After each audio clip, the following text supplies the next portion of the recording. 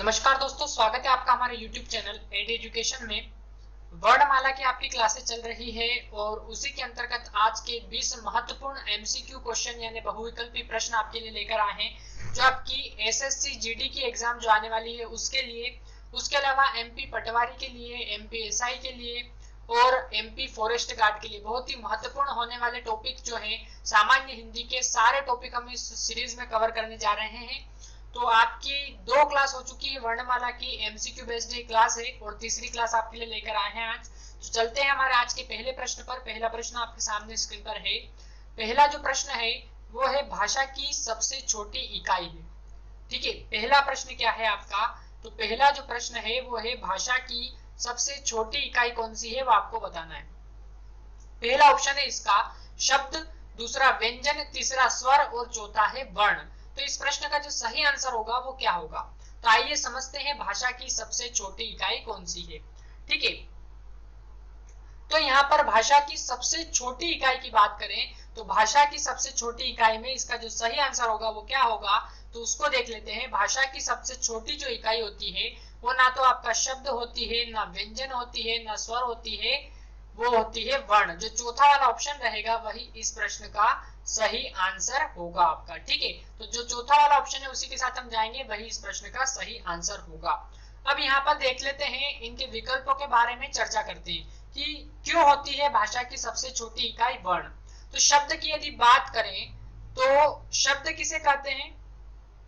वर्णों का सार्थक क्रम, जिसका कोई सार्थक अर्थ निकले वो आपका क्या कहलाता है? शब्द कहलाता है। इसी प्रकार व्यंजन की बात करें तो व्यंजन जो है स्वरों की सहायता के बिना नहीं लिखे जा सकते, उन्हें हम कहते हैं व्यंजन। और स्वर आपको पता है 11 प्रकार के हिंदी में स्वर होते हैं। ठीक है, और यहाँ पर एकमात्र ऑप्शन बचता है वर्ण, तो वही इस प्रश्न का सही आंसर हो जाएगा, क्योंकि ध्वनि का लिखित रूप क्या कहलाता है? वर्ण कहलाता है। ध्वनि का लिखित रूप वर्ण कहलाता है। तो यहाँ पर भाषा की सबसे छोटी इकाई पूछी है, तो भाषा की सबसे छोटी इकाई के बारे में यदि चर्चा करें तो वो वर्ण ही होगी। उसके बाद शब्द होगा। ठीक है, वर्ण के बाद आपकी जो इकाई होगी वो होगी शब्द। उसके बाद क्या होगी आपकी? तो शब्द के बाद वाक्य होगी। इस प्रकार आपकी ये इकाइयां होती है। तो भाषा की सबसे छोटी इकाई कौन सी होगी? तो वर्ण, जो चौथा वाला ऑप्शन रहेगा वही इस प्रश्न का सही आंसर होगा। अगला प्रश्न देखते हैं, हिंदी वर्णमाला को क्या कहा जाता है? ठीक है, हिंदी की वर्णमाला को क्या कहा जाता है या हिंदी वर्णमाला को क्या कहा जाता है? दूसरा प्रश्न जो है वो आपके सामने स्क्रीन पर है। यहाँ पर 4 ऑप्शन है। पहला है भारतीय वर्णमाला, दूसरा जो है वो है देववाणी यानी कि देवों की वाणी, तीसरा है देवनागरी वर्णमाला और चौथा है आर्य वर्णमाला। ठीक है, तो इस प्रश्न का जो सही आंसर होगा वो क्या होगा? तो हिंदी की वर्णमाला को क्या कहा जाता है? तो हिंदी की वर्णमाला भारत में बोली जाती है, वर्णमाला लिखी जाती है, तो इस प्रकार इसका आंसर हम भारतीय वर्णमाला नहीं लगाएंगे, ना ही हम इसको देववाणी लगाएंगे, ना ही आर्य वर्णमाला लगाएंगे। जो तीसरा वाला ऑप्शन बचता है वही इसका सही आंसर होगा कि जो हिंदी की वर्णमाला है उसको क्या कहा जाता है? तो वो देवनागरी लिपि में लिखी जाती है और देवनागरी वर्णमाला इसको कहते हैं। तो जो दूसरे प्रश्न का सही आंसर होगा वो होगा तीसरा वाला ऑप्शन। अगला बहुत ही इंपॉर्टेंट प्रश्न है। अगला प्रश्न है, हिंदी में मूलतः वर्णों की संख्या कितनी है? ठीक है, इसमें कंफ्यूजन होता है कि हिंदी में मूलतः वर्णों की संख्या कितनी है। पहला ऑप्शन है आपका 50, दूसरा है 51, तीसरा है 52 और चौथा है 53। इस प्रश्न का सही आंसर क्या होगा? तो यदि हिंदी में मूलतः वर्णों की संख्या के बारे में यदि हम चर्चा करें तो हिंदी में मूलतः वर्णों की संख्या कितनी है? तो ना तो 50 है, ना 51 है, ना 53 है। इसका जो सही आंसर आ जाएगा वो आ जाएगा 52। जो तीसरा वाला ऑप्शन रहेगा वही इस प्रश्न का बिल्कुल सही आंसर होगा कि हिंदी में मूलतः वर्णों की संख्या कितनी है? तो हिंदी में मूलतः वर्णों की संख्या जो है वो 52 होगी। यही इस प्रश्न का सही आंसर होगा। अगला प्रश्न देखते हैं, चौथा प्रश्न, हिंदी वर्णमाला में स्वरों की संख्या कितनी है? पिछली जो क्लास हुई थी उसमें सारी चीजें हमने आपको बताई थी। ठीक है, तो आज इसके एमसीक्यू यहाँ पर आए हैं कि हिंदी में वर्णमाला में स्वरों की संख्या कितनी है। पहला जो ऑप्शन है आपका वो हो जाता है 8, दूसरा है 9, तीसरा 11 और चौथा है 14। ठीक है, तो स्वरों की संख्या कितनी हिंदी वर्णमाला में? तो ना तो स्वरों की संख्या हिंदी वर्णमाला में 8 है, ना 9 है और ना ही 14 है। ठीक है, इसका जो तीसरा वाला ऑप्शन रहेगा उसी के साथ हम जाएंगे, वही इसका सही आंसर होगा कि हिंदी वर्णमाला में जो स्वरों की संख्या है वो कितनी है 11। कौन कौन सी होती है वो यहाँ पर देखते हैं हम। हिंदी वर्णमाला के स्वर स्वर देखें तो पहला स्वर है आपका अ, दूसरा है आ यानी कि बड़ा, छोटी, बड़ी, छोटा ऊ, बड़ा ऊ, ऋषि। उसके बाद देखें तो यहाँ पर क्या आ जाएगा आपका छोटा ए, बड़ा ए और ओ और आपका आ जाएगा औ। इस प्रकार ये आपके हो जाते हैं कुल 11 स्वर। तो हिंदी वर्णमाला में स्वरों की संख्या यदि देखें तो कितनी होगी 11। इसका सही आंसर जो है तीसरा वाला ऑप्शन है, उसी के साथ हम जाएंगे। गिन लेते हैं यहाँ पर 1 2 3 4 5 6 7 8 9 10 और 1 11। इस प्रकार आपके 11 स्वर जो है हिंदी वर्णमाला में है। अगला प्रश्न है हिंदी वर्णमाला में व्यंजनों की संख्या कितनी है। ठीक है, 32 34 33 या 36। इस प्रश्न का सही आंसर क्या होगा ये आपको बताना है। हिंदी वर्णमाला में व्यंजनों की संख्या कितनी है, 32 है, 34 है, 33 है या फिर आपके हो जाएगी 36।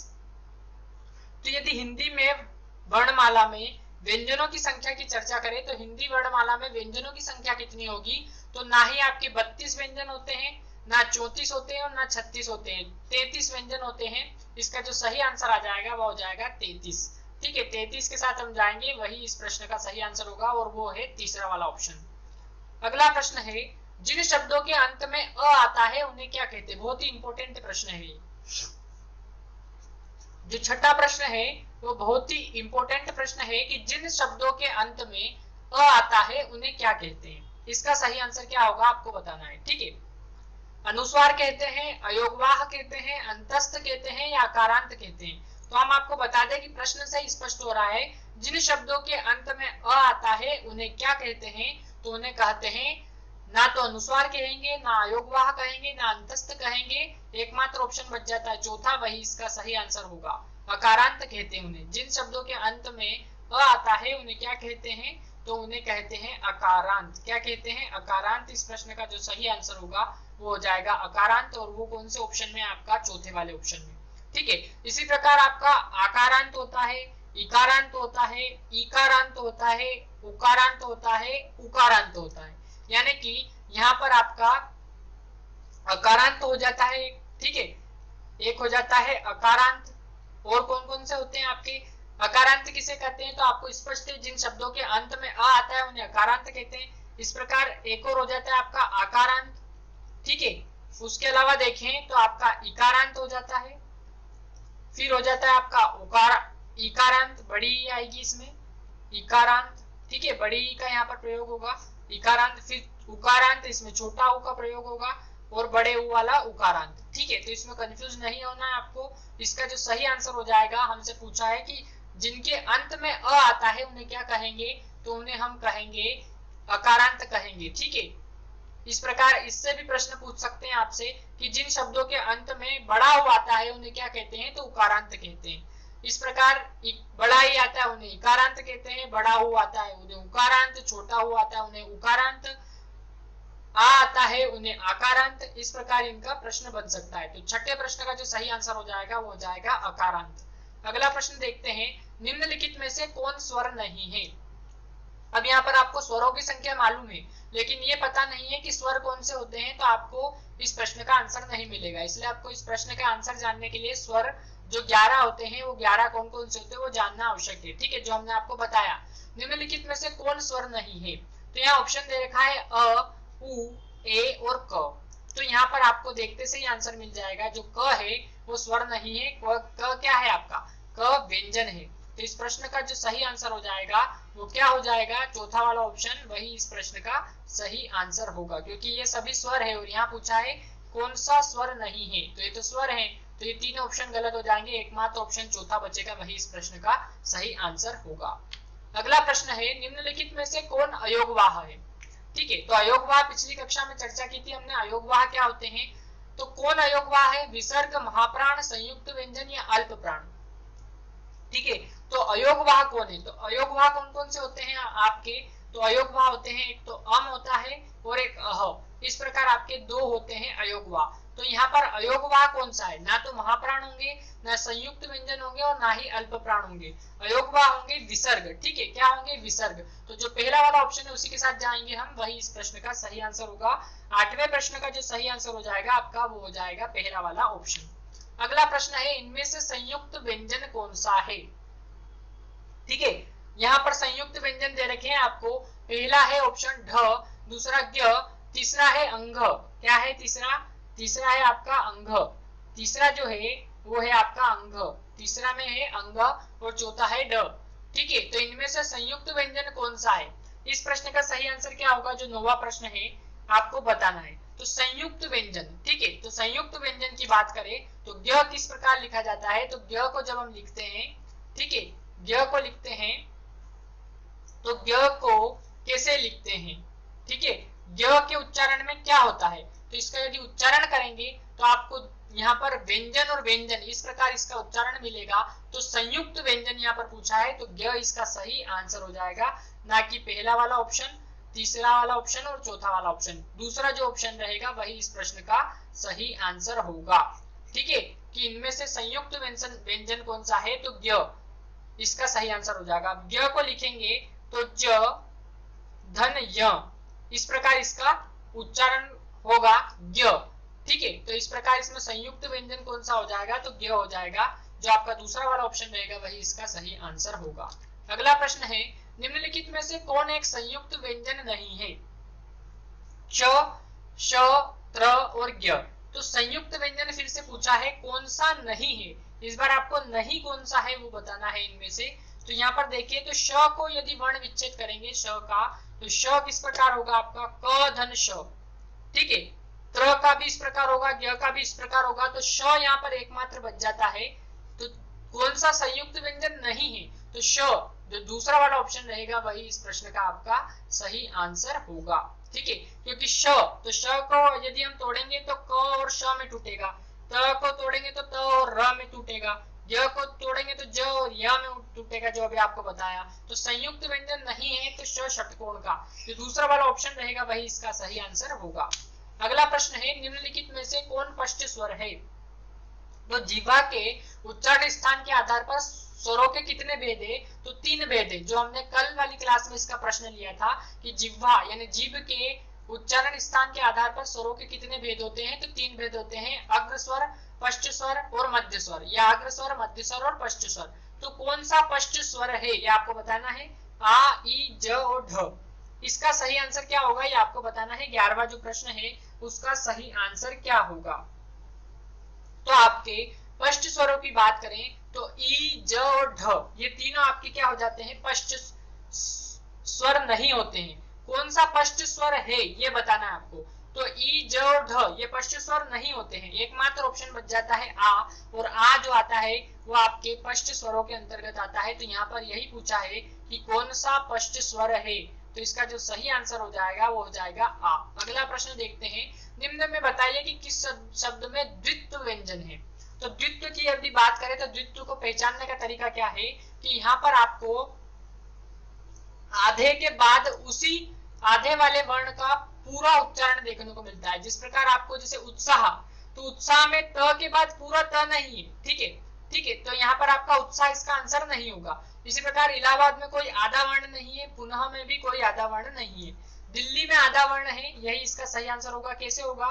तो आधे ल के बाद पूरा ल, ठीक है, वही वाला वर्ण वापस से पूर्ण रूप में आए तो वहां पर आपका व्यंजन हो जाता है द्वित्व व्यंजन। तो दिल्ली जो तीसरा वाला ऑप्शन रहेगा वही इसका सही आंसर हो जाएगा। इसी प्रकार यहाँ पर यदि बिल्ली दिया हुआ रहता तो बिल्ली भी इसका सही आंसर हो जाता, क्योंकि आधे ल के बाद फिर पूरा वही वर्ण का उच्चारण किया हुआ है जो ल के रूप में दिखाई दे रहा है। तो यहाँ पर जो तीसरा वाला ऑप्शन रहेगा वही इस प्रश्न का सही आंसर होगा।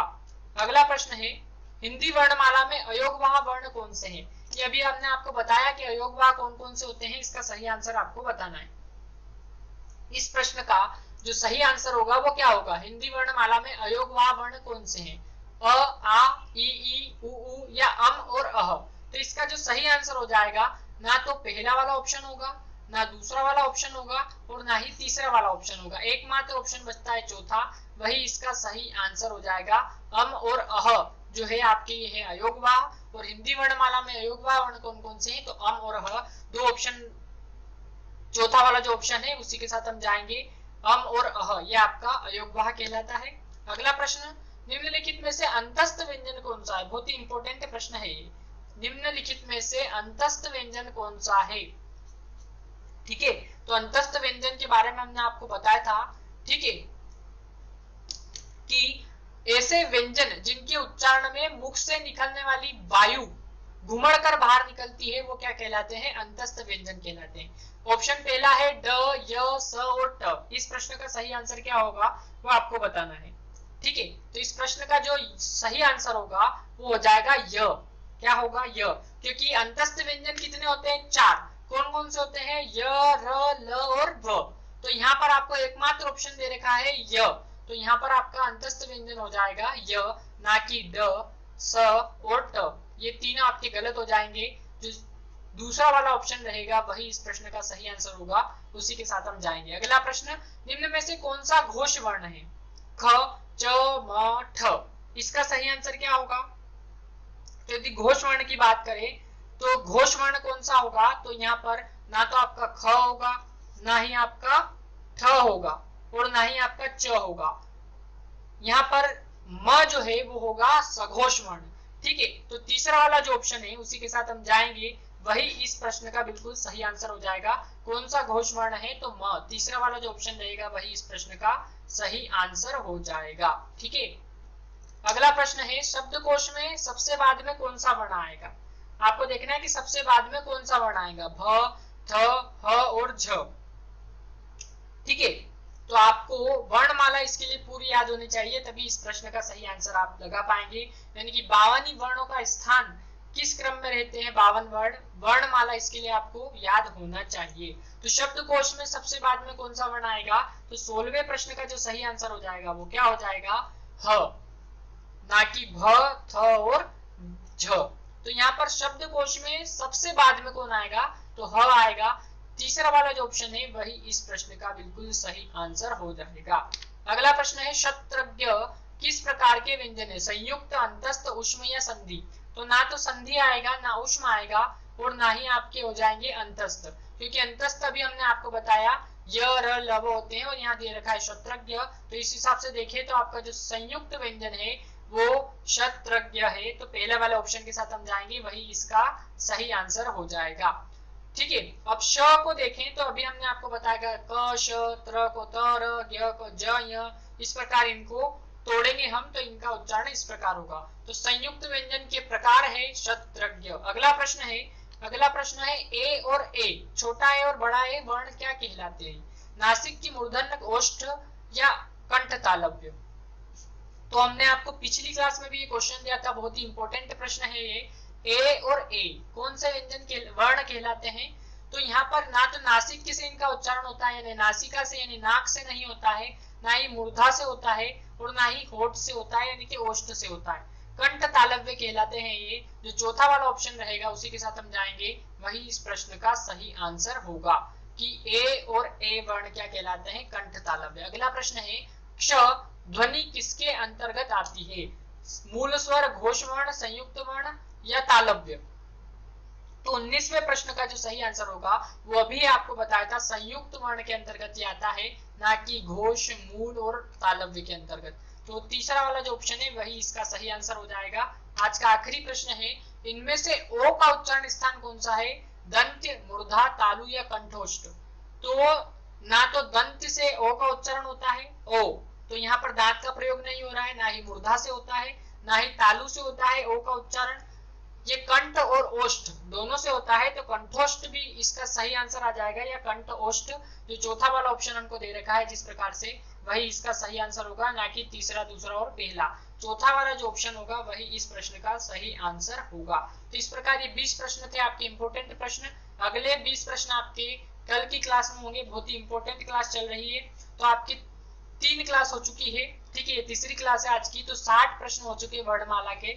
इस प्रकार 100 प्रश्न वर्णमाला के हम करेंगे और फिर अगला टॉपिक हमारा चेंज करेंगे। तो यदि आपने हमारे चैनल को अभी तक सब्सक्राइब नहीं किया है तो अभी सब्सक्राइब करें, साथ ही हमारे टेलीग्राम चैनल को ज्वाइन करें जिसकी लिंक इस वीडियो के डिस्क्रिप्शन में दी है। और आप इस वीडियो को यदि अभी तक आपने लाइक नहीं किया है तो लाइक भी करें, ठीक है, और बने रहिए हमारे साथ और देखते रहिए हमारा यूट्यूब चैनल एडी एजुकेशन। धन्यवाद।